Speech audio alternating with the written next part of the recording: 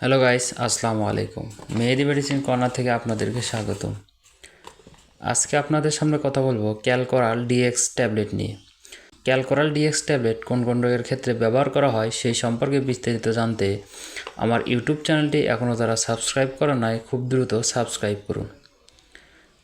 ক্যালকোরাল D এবং ক্যালকোরাল dx প্রদান করে ক্যালসিয়াম এবং ভিটামিন ডি3, যেখানে ক্যালসিয়াম কার্বনেট কোরাল উৎস থেকে সংগ্রহ করা হয়। কোরাল থেকে সংগৃহীত ক্যালসিয়াম কার্বনেট এর রাসায়নিক গঠন মানুষের হাড়ের সঙ্গে সঙ্গতিপূর্ণ।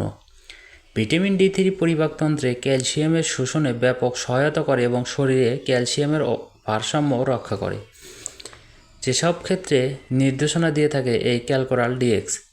ক্যালকোরাল DX osteoporosis, rickets, osteomalacia, tetany এবং প্যারাথাইরয়েড রোগে, গর্ভাবস্থায় ও দুগ্ধদানকালে ক্যালসিয়ামের অতিরিক্ত চাহিদা হলে, দীর্ঘমেয়াদী কিডনি রোগীদের ফসফেট বাইন্ডার হিসাবে ও অ্যান্টি সিজার ওষুধের সাথে ক্যালসিয়াম ও ভিটামিন ডি3 এর অভাবজনিত রোগে, বিশেষত যারা ঘরের মধ্যে থাকে এবং প্রতিষ্ঠানে থাকে এবং বদ্ধ লোকদের ক্ষেত্রে, বিশেষ করে যারা রোদে কম যায়, সবসময় রুমের মধ্যে থাকে, তাদের জন্য এই ক্যালকোরাল ডিএক্স বেশি প্রয়োজন।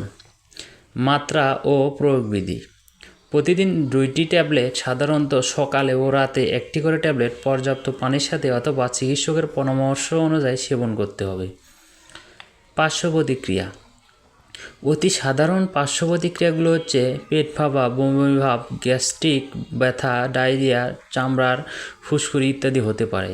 দীর্ঘদিন অতিরিক্ত মাত্রায় গ্রহণের ফলে হাইপার ক্যালসিউরিয়া এবং হাইপার ক্যালসিমিয়া দেখা দিতে পারে।